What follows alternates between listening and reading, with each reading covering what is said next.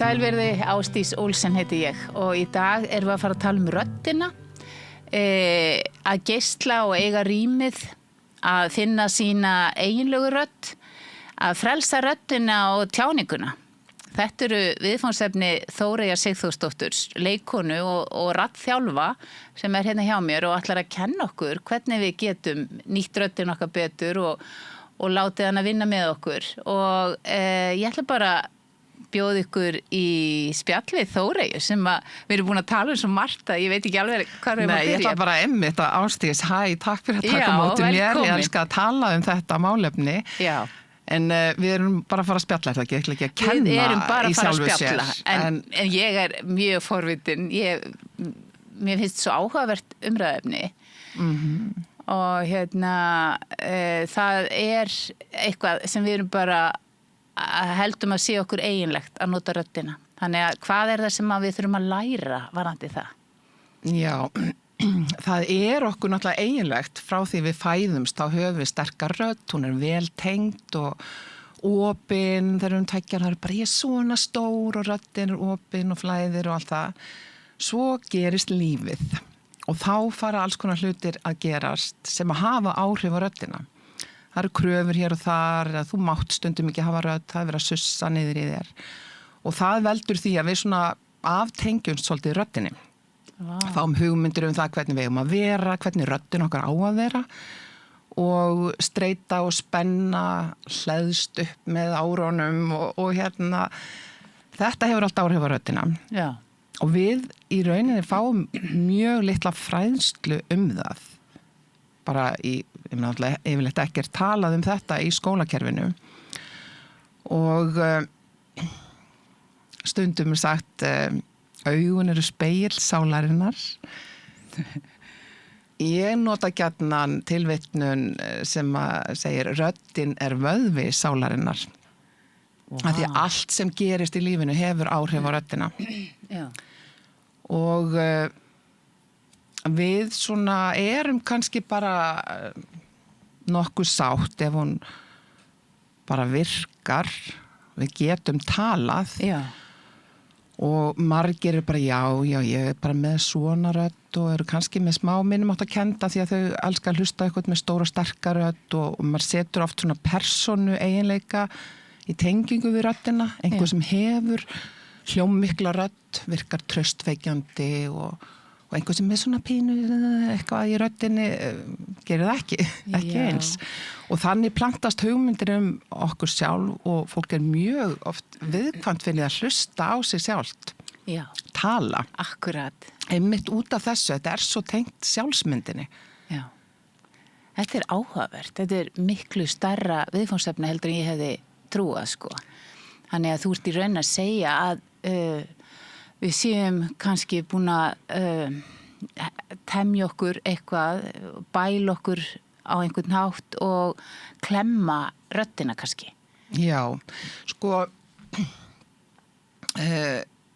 röddin mjög líkamstengt og eins og ég nefndi, allt sem gerist hefur áhrif og til dæmis streita hefur þau áhrif að við þurfum að anda grynnra og heilinn að bjarga okkur úr aðstæðunum, bara einhverju hættu sem hann búin að lesa í kringumstæðunar og allt í líkamanum miðar að því að við komumst hratt í burtu, hormónarnir jafnvel og slögt á heilanum og öndunin grynkar og þetta til dæmis hefur allt áhrif á röddina. Hún lokast, allt sem herpir loka röddinni, allt sem opnar líkamann, opnar og styður við röddina. Þetta loftið. Fólk hugsaður oft röddina bara hálsinn og voru upptekið af því sem gerist þar. Já, ég núna bara strax. Það ekki? Ég var að ræskja mig. Já, alveg finnu fyrir og svo fer maður að tala öndunin undirstaða góðrar raddbreytingar, þá byrjar ég að anda nú vel. Getur það gerst ef maður fyrir að hugsa mikið þetta? Já, bara það gerist alltaf þegar maður byrjar, þegar ég að halda fyrirlestur og svona röddina, finnir maður að fólk byrja svona, að því að líkamstaða skiptir mjög miklu máli, að byrja fólk bara hvernig sit ég, ég finn alveg fyrir klemmu núna í hálsinum og ég finn að ég aðeins með búin að loka eins. Og sem bara eðlilegt, en það sem ég búin að eiga æsi spennandi ferðalag með röddinni Þinni eigin. Minn eigin rödd Já. og einmitt þetta, kannski líka bara því að ég var alltaf mjög feimin sem unglingur og var svona langað alltaf einhvern veginn að tengja við röddina og það bara einhvern veginn sálin í mér eða eitthvað, það var einhver tenging sem mér fannst vanta og þannig ég hef alltaf sótt í að vinna þess með röddinni og fer náttúrulega í leiklistina sem var algjör gjöf og gaman og dásamlegt og vera að þjálfa röddina þar en einmitt, talandi öndrunina, tók mér örugglega 2 ár að komast í að anda niður í maga, svo vel í góðri þjálfun og maður var alltaf bara inn með magan og að gefa eftir ofan í maga, það var eitthvað mikil áskorun, en það vinnan með röddina gengur mjög mikið út á að finna rétt spennujafnvægi. Geturðu sagt, út frá þinni eigin reynslu, út af því að þú segir að þú hafir farið í mikið ferðalag með röddinni þinni, og segjum, hvenær áttar þið á því að, þú veist, þú þurfir að einhvern veginn að vinna með röddina þína. Því að nú ferðu í leiklistarskólan og ef þú segir okkur bara þína sögu aðeins. Já, sko, ég bara var feimin og roðnaði og svona þegar ég var unglingur og þá hvarf röddin. Ef að ég var í kastljósinu og eitthvað gerði sem að ég setti mig, eða gerði mig óörugga og ég fann það bara röddin vistnaði og hvarf og ég átti erfitt með að tala. Ég meina það byrtist bara þannig og ég veist að maður margir sem tengja við það.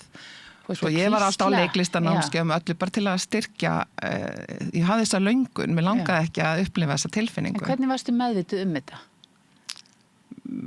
Ég varð ekki sérstaklega með, ég bara, hvernig var ég meðvituð? Nei, ég var bara alltaf að, ég veit það ekki, það fyndið, af því að ég bara sótti öll svona raddnámskeið, framkomunámskeið sem voru búið þegar ég var unglingur.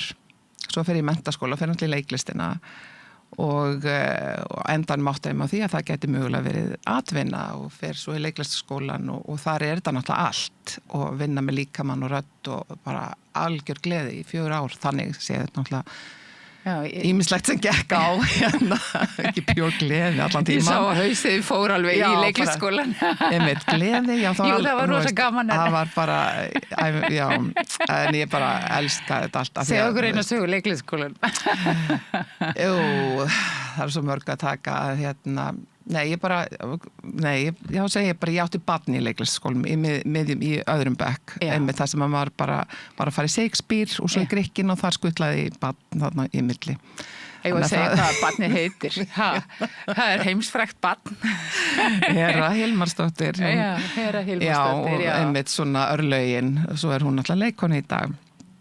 En það eina sem poppar upp, af því að það var líka svo umbreytandi og græti mitt á því að kennaraverkföllin voru í gangi þarna og rosa bömmir og fyndi hvernig maður innstiltur að mér finnst það ekkert mál og þetta var fólk og hún var mér sem plönuð og bara hvaða ágjör var fólk að hafa, svo kom kennaraverkföllin og ég bara, þá getum við ekki farið í Shakespeare og farið út með sýninguna en ég var með barn bara heima á brjósti og græti á því á endanum að fá því að Shakespeare var fresta fram í ágúst.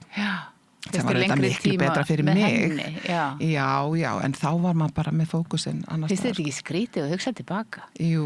Þú varst bara með hann í skólan mörglega og þetta var bara ekkert mál. Já, pappina kom með hann í hádeginu ég gaf og svo vorum við í Grikkjunum en það setni partum, maður satt í kórnum og var eitthvað svona stelling og það byrjaði bara að drippa mjólkin og maður bara í kórnum og var að einbeldi sér og en mér fannst þetta ekkert mál en mamma sagði alltaf að ég man nú eftir því þegar þú komst og úr skólanum og bara kom með barnið þú veist til að gefa hann að drekka og kom með stálma og svona og svo bara datt ég bara út ég var svo þreytt við vorum alltaf þá í skólanum frá alveg 8 til 7 alla daga þetta ekki orðin háskóli þetta var leiklistarskóli Íslands ég útskrifast 91 og þannig að það var mjög mikil viðvera og kvöldin voru við að vinna líka í tækni.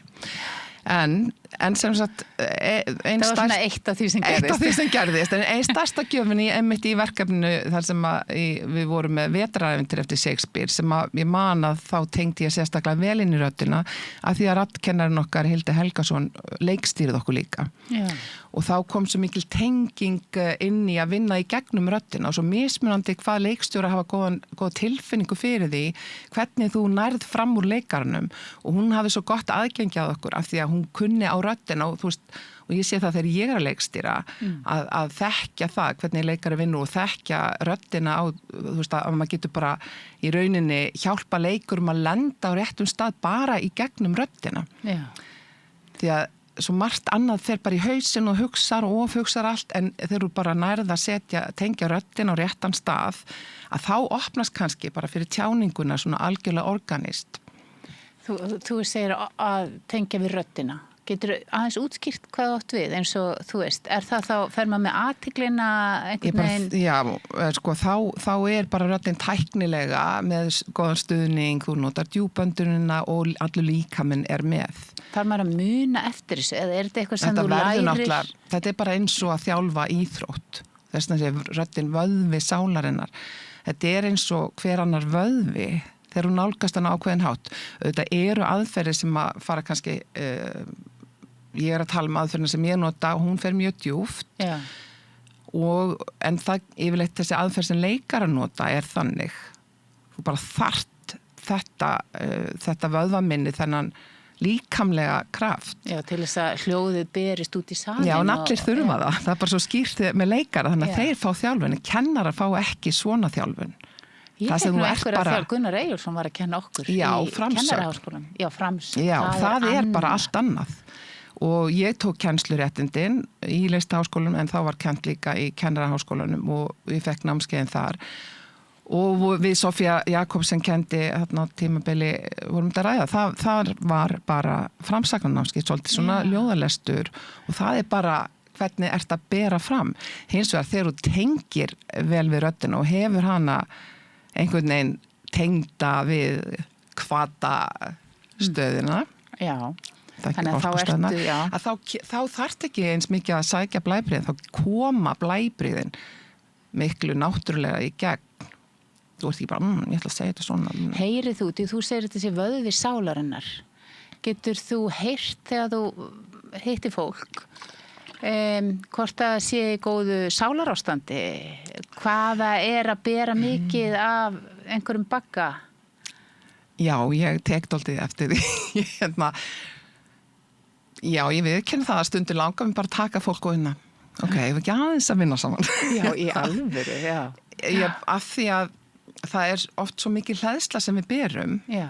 Streita, spenna og við skynjum þetta ofta, að skynja þetta allir í gegnum það að hlusta á fólk yfirleitt, en þú kannski veist ekki hvað þú ert að skynja. Það getur bara verið smá óþægilegt að hlusta eða bara svona eins og þegar einhver kemur inn í rými. Já. Þú finnur fyrir því að bara svona einhver ofhleðsla. Já. Já, auðvitað, ég hef náttúrulega búin að þjálfa mig mikið að rýna í fólk og hlusta og sjá og taka eftir líkamannum. Ég er ekki samt eins og miðill, ég er ekki alltaf kannski dæma fólk eftir því. Þú leifir stundum bara að vera í slaka með fólki. Stundum, já. En já. En er það margir þá?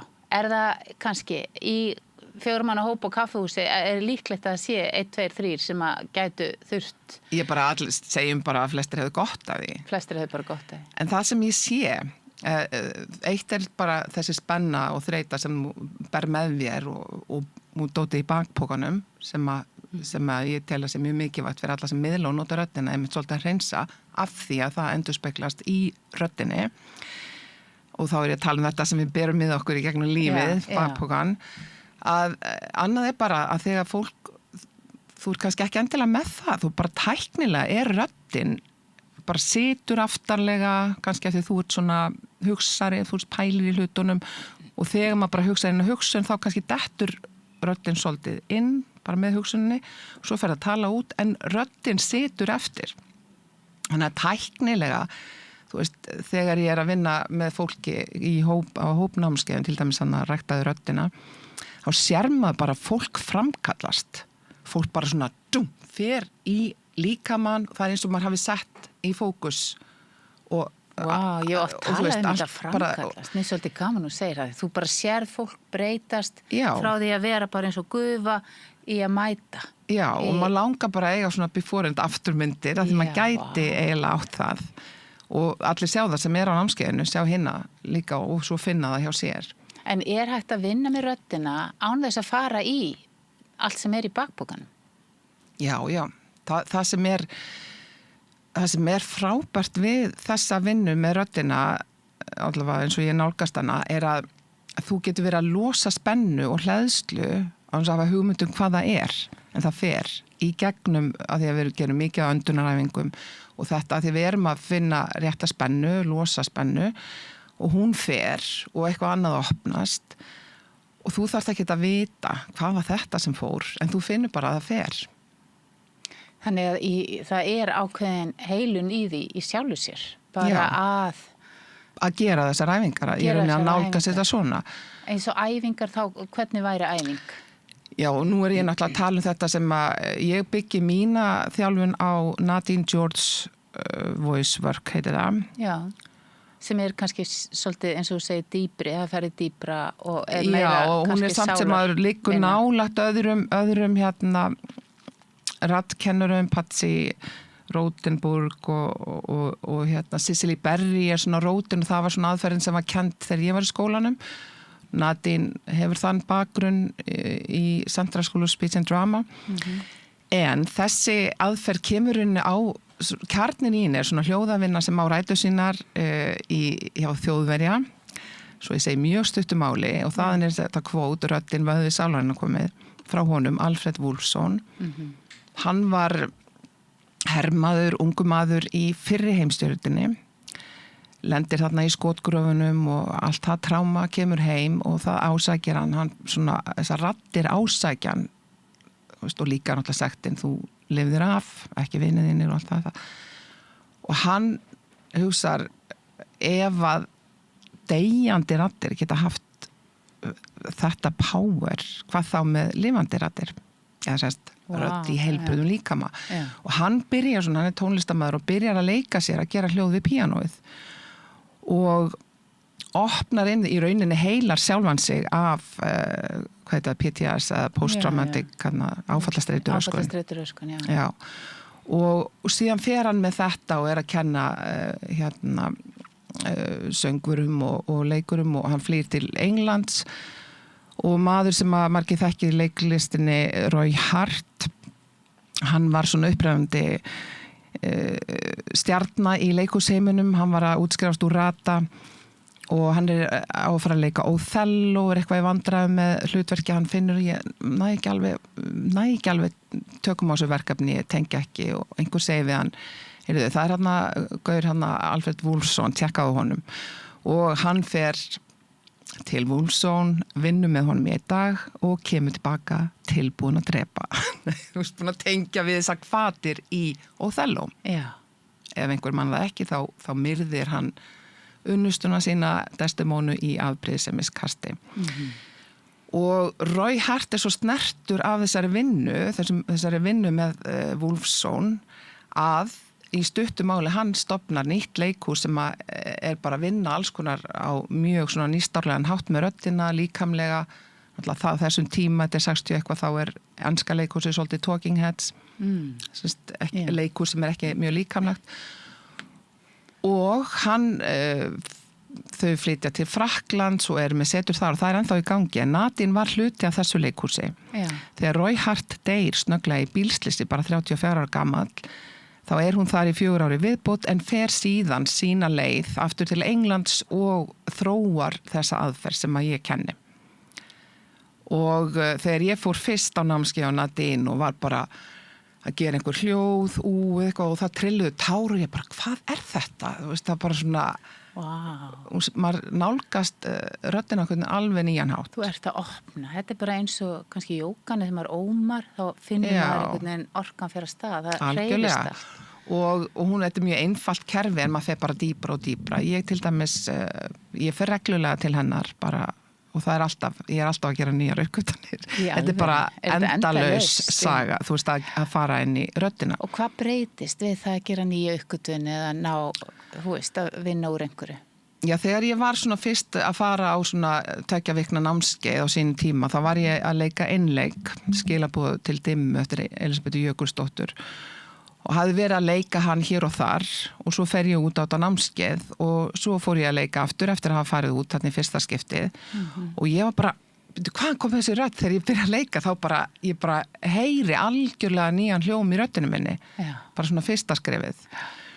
Og svo það bara, maður bara hefur meira vald og hún opnast einhvern veginn tæknilega á nýjan hátt, þú hefur meira, já, á endanum hefur meira úthald, meiri blæbrigði, stærra svið, flestir eru nota bara brota því sviði sem allir hafa. Rattsviði. Já. Og meinar þá tóna eða... Já, hvar þú ert hversu hátt og látt þú getur farið. En síðan eru auka áhrifin sem eru svo geggjuð og það var til þess að ég fór að kenna þetta. Ég var bara, þið verða að læra þetta er æðislega aðferð. Og bara byrja að halda námskeið og núna sem sagt svona með réttindi til að kenna þetta, búin að vera í mörg ár. Hvað var það? Var það þá út af því að umfram þetta að vera með þetta rattsvið, þá fannst þér eins og þú fengir eitthvað meira út úr þessu? Já, bara því að það sem þú ert að gera, þú ert bara að þegar þú tengir við röddina, þá ertu að tengja við kjarnan í sjálfri þér. Já. Og það svo tilfinning þegar maður allt í einu bara kemur heim. Þegar maður finnur bara að maður situr betur í sjálfum sér. Já. Og það bara eins og heilun never ending story. Það endar ekki. Þú getur alltaf farið dýpra og stækkað innanfrá. Ég er að tengja þetta við, það tvennt sem þetta eftir í hug. Það annars vegar, í þessari partasálfræði þar sem fólk að tala að setjast inn í sálina sína. Og það nú stóra verkefni okkar allra því að samkvæmt þeirri hugmyndafræði erum við alltaf að tjá okkur og vera í rauninni í einhverjum pörtum en ekki alveg í kjarnanum okkar. Og það virðist vera verkefni margrokkar að finna þá tengingu. Og einmitt eins og þú segir, mér finnst þetta svo forundilt að vakna margar spurningar, sko, þetta að vera að tjá sig frá þessum kjarna, þar einhver rosa dýpt og einhver sannleikur og þar þetta... Þar ert þú. Þar ég, já. En það svo, þegar þú segir þetta, ég tala partavinna, því ég hef líka haft mjög mikið áhuga því að skoða með fólki sem kemur í þjálfun hversu mismunandi rödd þú hefur eftir því í hvaða hlutverki þú ert. Já.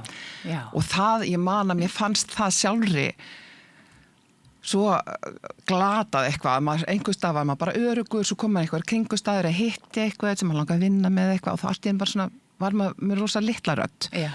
Og myndi ekki hvað maður ætlaði að segja og eitthvað. Og svo einhvers þar annars staðar lék hún alveg í höndunum á manni og allt svaraði og svona. Já, og líka þar hefur maður aðgang að bara einhverjum húmor og einhverju svona allt öðrum þessari svona náttúrulega tjáningu sem kemur bara áreynslu laust. Já. Þannig að ég hef líka verið að skoða það og núna ég bætti síðan þessi raddvinna, hún svo mikil orkuvinna. Þú veist, ég hef búin að vera að standa kannski, gera einhver hljóð og bara allur líka mér að byrja alls konar að gerast þegar að losna orku og mann líður bara eins og sjaman og það endaði náttúrulega með því að ég fór í sjamanám. Já. Og það var algjörlega svona lógist framhald. Við rættum það áðan hvernig ég ætti að kynna þig. Já, þú búin að vera að læra allt. En það tengist rosalega bara rödd, kjarna og miðlun.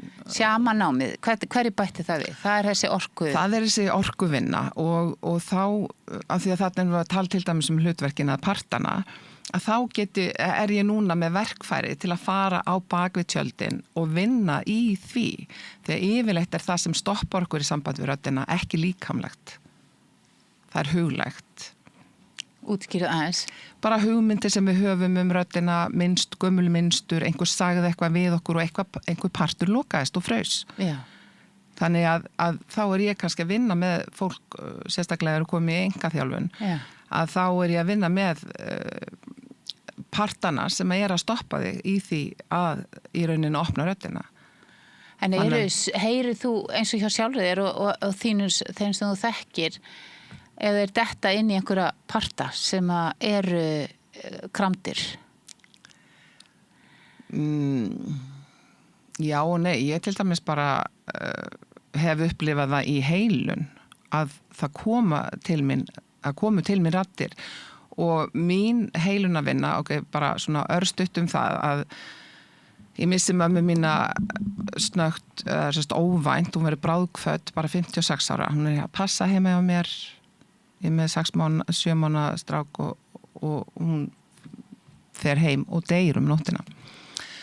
Og það var rosalegt áfall og í gegnum það tímabil og framundan hjá mér var leikferðalag til Englands, á 2 London og sem Hrói Höttur var, hvað heitir það, Nottingham og Finnlands og ég skil ekki ennþá hvernig ég fór að þessu. Hún deyr í apríl og ég fór í júní og ágúst þar sem að ég var að leika aðalhlutverki í Medeu, ég var framleiðandi og en allavega í gegnum þessi áföll og þá varð röddin og raddvinnan, þessi Nadine George vinna akkeri í lífinu hjá mér, bara hélt mér, þú veist, ég hefði getað, segjum, ef ég hefði ekki haft það, þá hefði ég örugglega þurft á alls konar, ég veit ekki, pillum að halda til að komast í gegnum hlutina. Varstu bara í svona áfalli? Ég bara í áfalli, ég byrjaði að fá kvíðaköst og alls konar. Og þetta var nokkra rétt eftir 9/11, þannig að maður tók nokkra gin og tónika og maður fór í hverja flugvél. En þetta svona, og svo þegar ég fer dýpra í sjamanvinnuna, þá ég mikið að nota röddina þar og sumi partar af mér komin tilbaka í gegnum röddina, bara beinlínis rödd sem sagði, ég þurfti að fara og ég bara fór en þannig við komin að bara heilan annað þátt svoleiðis vinnu. En líka áhugavert eins og þú segir, sko, þarna verður þessi þekking á röddinni og þessi vinnubrögð akkirið þitt, þannig að þú getur beitt í sem tækni þó að sáliðin sé mjög krumpuð. Já, og að því við komum aftur að önduninni og þegar að við í streitunu og áföllunum eða vanlíðanni þá einmitt förum við í þetta streitu ástand og allt í raddþjálfuninni miðar að í rauninni að vera í líkamsstöðu sem opin, ekki streitu. Þannig við erum að svona manipulera kerfið í áttina því að hér allt í lagi. Við erum að segja, þegar ég stend í opinu stöðu og ég anda djúpt og hægt, þá ég í rauninni að segja líkamannum, segja kerfinu að það sé allt í lagi. Já. Og þegar maður að gera það bara tæknilega til að geta nota röddina, að þá kemur það bara með. Maður þarf ekki sérstaklega að hugsa það, nú ætla ég að segja, þú veist, en það í rauninni það sem maður að gera og þess vegna líður mann svo vel þegar maður þjálfar röddina. Geða nokkur tricks þarna, eins og ef að þú ert í svona algjöru, sálar angist, hvaða tækni myndirðu nota til að líka með átti sig á því ég að segja að það verði allt í lagi einu öndur sem ég nota bara mjög mikið, það bara anda inn nefið alveg nýma það tala með loftið semst með hljóð og þegar ég anda inn nefið þá anda ég djúpt ofan í magann og þá eru strax að fá 20% meira súrefni, 15-20% meira þegar við öndum inn nefið? Já strax komin í gróða og síðan erum við að opna munnin og slaka á kjálkunum því að það náttúrulega eitt spennusvæði sem undir og fókusurum varnar út til að hljóðið fari út. Þannig erum við að gera róandi öndunaræfingu. Það ekki bara þess að vera með sexy varir sem að fólk að gera. Það ekki þessu. Heldur þessi svona minnarsaks tilfinningin alltaf að maður svona sleppi kjálkunum og maður meira eins og maður sé orðin heilalaus það alveg slakur og eins og maður sé að syngja hó og allt slagt en opið og maður styður við að því maður getur náttúrulega ef við verum 100% slök þá verum við dauð þannig að við erum alltaf að færa stuðningin á rétta stað þegar röddin festist svona aftarlega. Það líka svona ákveðin vörn af því að þegar ég svona vil ekki alveg tala en ég þarf samt að tala þá svona líka minn lokar og dregur sig í hlé og það hefur áhrif á röddina. Bara eins og ef ég tala fram hjá hérna mæknum. Að veist, ef ég þarf að standa inn og tala við þeim, virkilega langar það ekki, að þá ein leið líkamans bara að svona draga röddina inn, draga hausinn inn og fókusinn inn og í rauninni draga mig saman, þannig ég næstu í farin en ég samt hérna. Þetta gerist bara ómeðvita náttúrulega. Þannig að það sem við erum tæknilega að gera, við erum að horfa út, við erum að anda djúpt ofan í magan og svo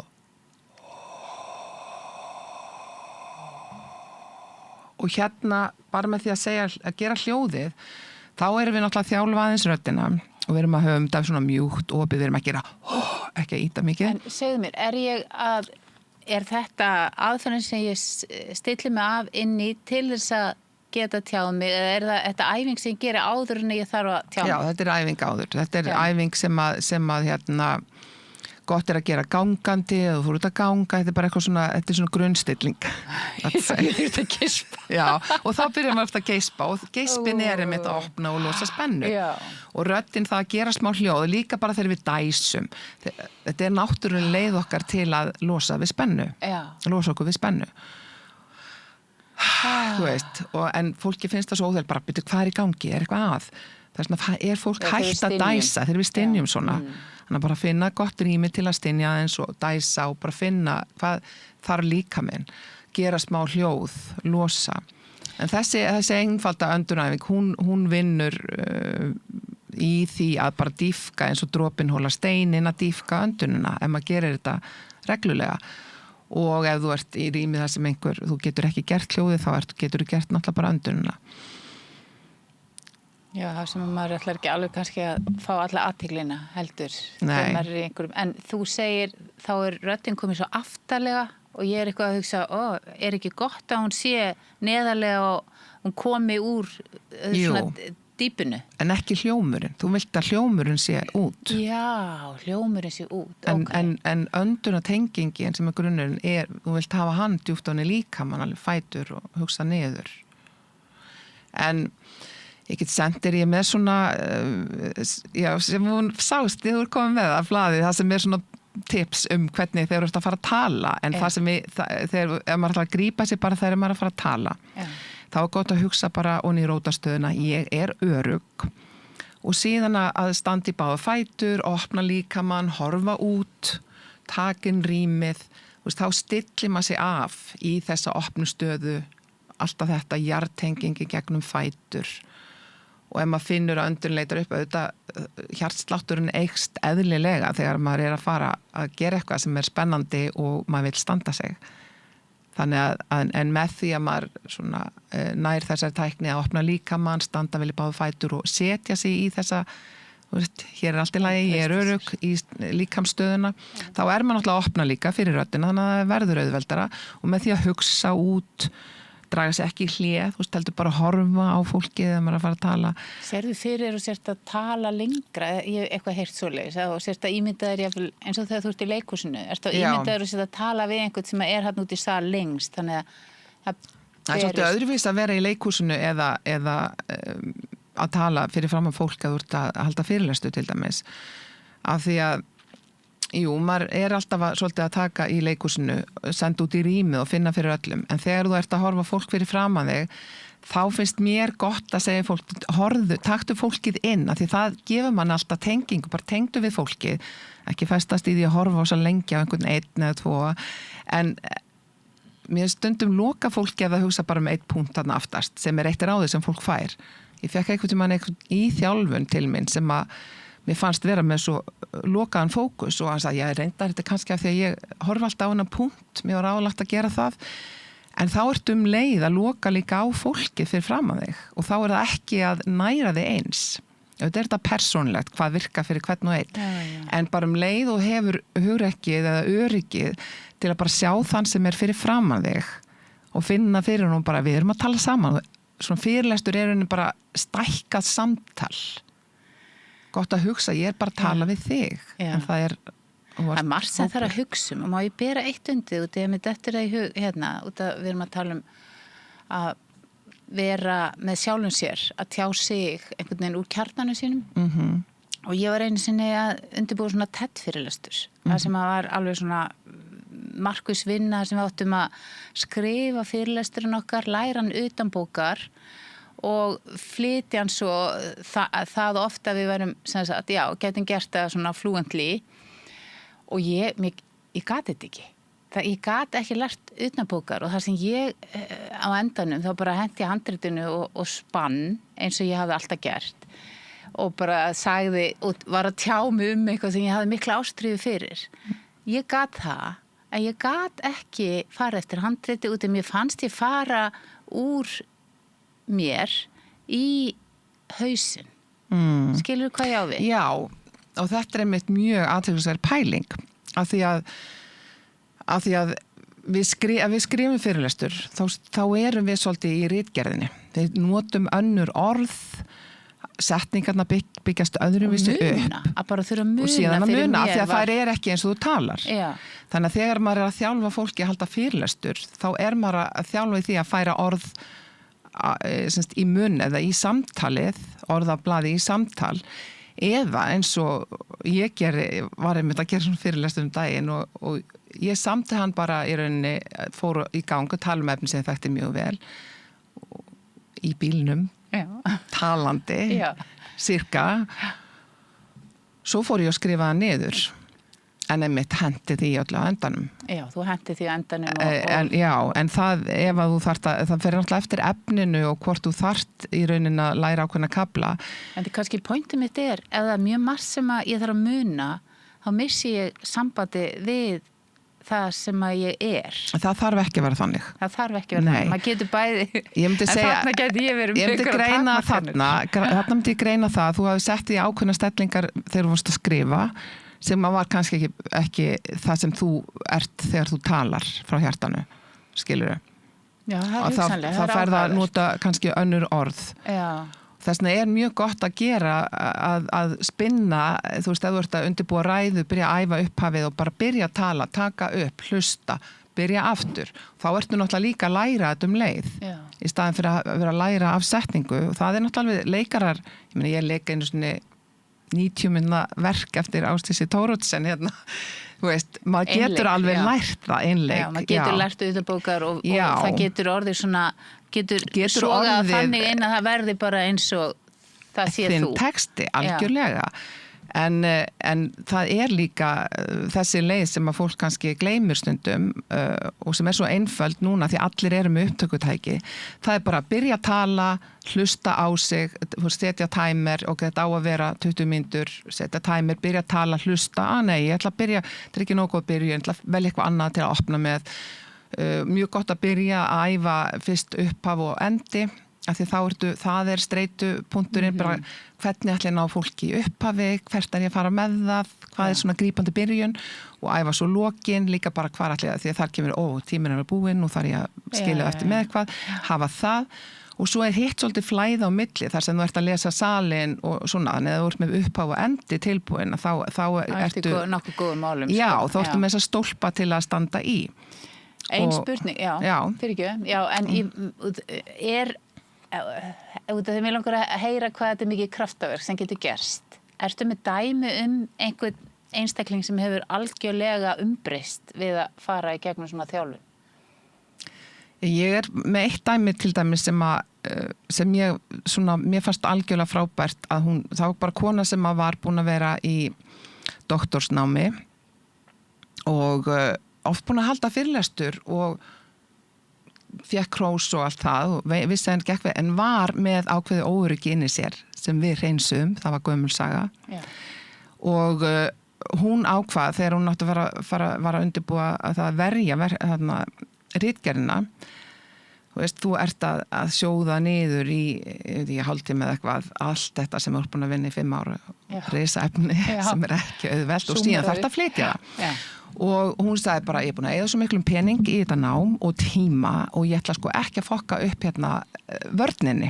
Þannig að hún kom bara í 10 skipti Það sem hún var bara, við vorum bara að vinna í fyrirlestum og hún fór heim og vann hann á milli og kom svo aftur og við gerðum raddæfingar unnum í bak þessu sem þurfti að hreinsa og síðan var hún að æfa fyrirlesturinn. Nefndu með dæmi hvernig þið vinni með þetta í bakpokanum. Það bara...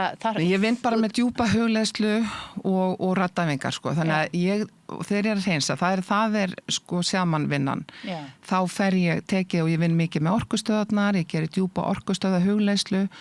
Við förum inn í eitthvað sem kemur upp og það er stundum mynd, stundum hugsun eitthvað og við hreinsum það á kerfinu. Þannig að þú ert að vinna með þetta allt saman, sjamannámið, raddþjálfunina, markþjálfunina og leikaran. Leikstjóran.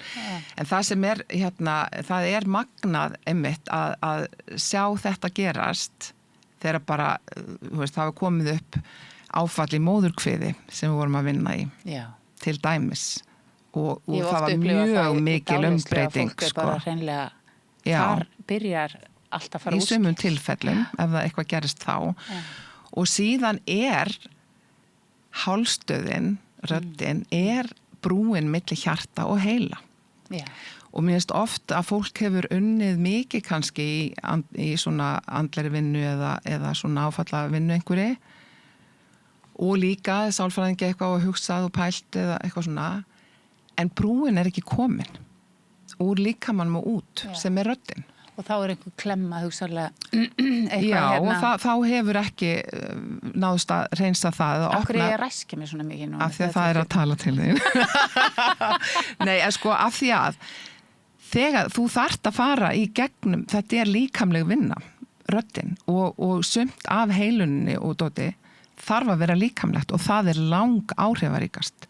Þar verða stærstu umbreytingarnar og ég bæði fundið á sjálfri mér og séð að gerast og það bara magnað og það ekkit alltaf rosalega löngli. Ég búin að fara mjög langa leið í minni að því að þegar þetta áfall kom upp þá kom upp síðan smátt og smátt voru fleiri áföll á bakvið og löng leið en ég náttúrulega núna komið með verkfæri þannig ég get hjálpað fólki að stytta leiðina og ég get þá lesið í þarna geti eitthvað verið þannig að en þetta svolítið galdratæki í röddin og það sem allir hafa það bara að þú ert að leikara hljóða eitthvað svona og leikara lesa upp og notana stóri hvað sem að vandamála kannski helst að fólk hættir að nota röddina og það ryðgar hún bara þannig að hún vill fá að vera með. Já. Mér finnst þetta svo áhugavert sem hún segir, það sumt kannski sem óþægilegt og þá það kannski erum við að pikka upp eitthvað sem að fólk að burðast með og nú langar mig að spyrja og svona smá sjálfkvara sér það eitthvað sem að ég geti auðvitað bætt í röddinni minni? Ég bara hætt að ræskja þig. Vont að ræskja sig? Nei, veistu Ásdís, þú ert bara að standa mjög vel með röddinni. Þú náttúrulega búin að vinna fullt af vinnu. Þú ert ekki með neitt svona sem ég finna stuðar og eitthvað svoleiðis. Eins og veit ég alveg að þú hefði mjög gaman að því að rannsaka því að það bara alltaf hægt að fara dýpra. Þannig að þó að þú kæmir, þó að þú sér búin að vinna alls konar vinnu, en kannski ert ekki einmitt búin að skoða þessa brú. Ég ekki nokkuð tíman pælt í röddinni. Nei. Í rauninni, það kannski þess vegna svona bara milli mín og þín þarna heil heimur Ásdís sem þú vorst að missa af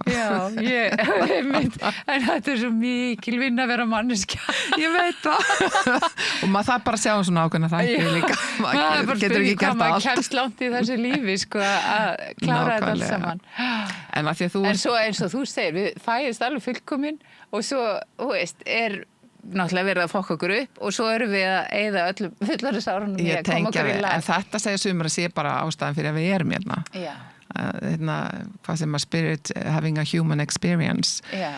Og ég veit það ekki, ég held að sé bara frekar leiðilegt að vera ekki á svona ferðalagi. Já, kannski. Ég meina, leiklistin náttúrulega rosalega gjöfult fyrirbæri til að heila og skapa og sköpun eins og fólk finnur þegar fer í flæði og raddvinnan til dæmis, hún tengir mann við þetta sköpunarflæði af því bara maður hugsar kjarnin, öndunin, andadrátturinn, maður tengir við að fara í flæði, fer úr herpingum í flæði og ég man til dæmis eftir að var grafískur hönnuður sem var á námskeiði hjá mér fyrir mörgum árum og seinna hitti hann og þá sagði hann, ég fór alltaf á kaffihús og var bara að skissa því að ég fekk svo mikið hugmyndum og þessi aðferð hefur líka verið notið í að taka í staðin fyrir að maður fari í senuvinnu og eftir atvinnuna með leikara þá hefur sumir unnið með rithöfundum og gert æfingarnar og svo farið og skrifað. Og ég hef haldið svona, ég var með í Skálholti einu sinni þar sem við vorum að fókusera á breytingar. Ja. Og þá þessi vinna, raddvinna, eins og hún allavega sem ég að gera, rosalega góð grunnur til að tengja inn í að við séum hér og nú í þessum líkama og svo þannig að við gerðum alla það á hljóðin og allt þetta um morgunin og svo eftir hádegi þá vorum við að fara í hugleiðslur og skoða breytingar og það var mjög mögnuð vinna. Þá leiti ég ekki þá vinnu því að þá var ég ekki komin á þann stað sem er í dag en þá var ég með aðra konur sem sáum þann part en það var mikið opnun og flæði og umbreyting og svona þannig þetta En viltu segja frá kannski bara svona örstutt út af því að nú örugglega einhverja hlustar sem langar að fara á námskeið hjá þér. Hvar finnum við upplýsingar þetta? Á ég að koma í einkatíma eða fara á námskeið? Það fer eftir í hvað það sem að þú vilt vinna með. Þessi hópnámskeið sem ég verið með heita Ræktaðu röddina og ég verið að kenna þau í helganámskeið undanfarið og ég haldi því áfram í haust. Og til dæmis voru einu námskeið núna í vor, það voru allavega menn sem voru búin að berjast við hæsi, bara búin að fara í alls konar til talmeinafræðinga og hitt og þetta að reyna að vinna úr því. Þeir bara læknuðust á þessari helgi. Já, gasir. Og ég fekk einmitt svo fallegan post frá einu sem ég bara saði læknunum mínum þetta sem að gerist eitthvað mikið. Það sem er gott þar erum við í hópi og það magnast allt upp þegar við erum fleiri. Þá kemur styrkurinn af því að sjá aðra að fara í gegnum þetta sama, sjá þá umbreytast og þá skilum maður svolítið vel svona hvað er að gerast og hlusta og það magnar líka upp reynsluna. Í engaþjálfunni þá er tækifæri til að fara ef þú ert bara til dæmis að fara að gera þinn TED fyrirlestur eða ert með eitthvað svoleiðis oft fengi fólk sem er að undirbúa að fara með eitthvað efni eða sumir stundum að fara að kynna bækurnar sínar eða eitthvað að þá er tækifæri til að fara dýpra í svona heilunarvinnu í rauninni bæði náttúrulega að bara þjálfa röddina en þessi baksviðsvinna þessi heilunarvinna sem er þá hluti af þessu hvernig ég nálgast það hún styttir leiðina mjög mikið í það að þú finnir kraftiðinn og getur nota röddina eins og þú vilt. Hvað myndi gerast ef við værum öll búin að vinna þessa vinnu og fara í gegnum þetta og hvernig væri lífið hérna úti öðruvísi? Hvernig væri samskiptin í fjölskyldubúðunum? Hlustunin er önnur. Þegar það er svo merkilegt að það er þegar þú tengir betur við röddina þína þá er eins og þú fara að hlusta betur. Af því þú treystir, þú veist að þú getur tala þegar að tækifæri gefst og þegar þú ákveður það. Þannig að þú hefur öryggi til að hlusta á aðra líka. Já, víst að hljóma sennilega, já. Já, streitan minni, þú væri þá, og þú segjum, með streituna þú náttúrulega lífið er bara alltaf með eitthvað sem gefur manni streitu en það sem breytist er bara hversu langan tíma tekur það að losna við hana að taka eftir henni Kanta að losa þig og tekur sumi taka ekki eins og eftir þeir með bara kjálkarnir eru fastir og þetta er allt fast í líkamannum svo fer það að taka eftir það fyrsta sem maður gerir er að taka eftir meðvitund í líkamann og þegar kemur spenna ég fór eins og til nuttara út af einhverju öðru og þá sann ég rosa spennt í kjálkunum og ég hafði ekki tekið eftir því.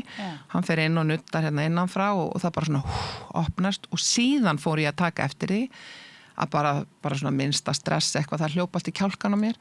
En þá gat ég fara að losa það strax að ég tók eftir því og stytti tímabilið þegar ég losa streituna. En er fólk skemmtilegra áhugaverðara þegar að það fært að tjá sig úr kjarnanum sínum, sálinni sinni? Ég held að það hljóti að vera já, svarið við því. Já. Það er allavega skemmt að sé betur. Nei, ég held að maður sér bara kemur eitthvað svona tær gleði. Þetta er góði punktur. Það er allavega að skemmta sér betur. Okkur líður betur þegar við erum tengd okkur sjálfum og getum tjáð okkur. Við getum séð á einum endanum einhver sem alltaf bara hvernig við segja þetta, hvað fólk að pæla, og þú líka minn allur einhvern veginn stífur og þú ert alltaf með raddirnar bakvið, það þessar raddir sem við erum að vinna með baksviðs, bara já, hvað þess að hugsa og hvernig á ég að gera þetta og hvað heldur fólk, hvað fólk að pæla og svo samt að reyna að tala í gegnum þetta róast. Ein spurning út af því að ég umgengst til dæmis manneskju sem er hönnuður og það er alltaf verið að spá í hvernig væri hægt að hanna heiminn betur. Já. Ertu alltaf að pikka upp, verður þetta svona fókus hjá þér sem truflar lífið þitt að einhverju leiti að vera svona upptekinn á röddinni? Nei, ekki þannig að trufli, stundum kannski líka ef ég þekki fólk og svona, þá fer maður að þegar maður svona, ég líða smá bjargvættur í mig líka, mér langar að bjarga fólki, en ég var á tímabili reyndar, var ég rosa mikið einhvern veginn, ég fann það bara einhvern veginn, einhvern veginn tók það inn, Já, en það er svona öðruvísi núna, þannig að en kannski kem ég líka bara með öðruvísi orku.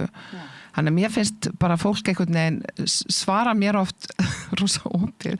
En ég held að það hjálpi manni til dæmis bara góð raddbeiting gefur góða nærveru og það er eitthvað við það ef maður hugsa hvernig smitar þetta út frá sér, einhver sem að situr og upplifir þessa tengingu eða hefur farið þangað, hann er kannski að smita einhverju jákvæðu út í sitt umhverfi.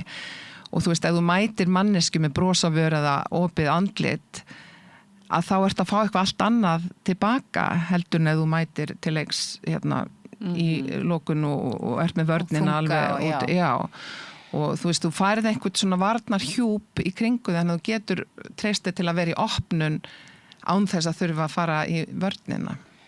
Þetta er ótrúlega áhugavert og miklu áhugaverðara og merkilegra heldur en ég hefði bara, látið mig dett í hug þannig að ég ætla bara að þakka þér fyrir og ég er mjög spennt að komast á námskeið hjá þér og núna út af því að þú varst að segja og væri með svo mörg nöfn sem ég tristi mér ekki til að nota viltu segja mér hvað þú heitir fullu nafni?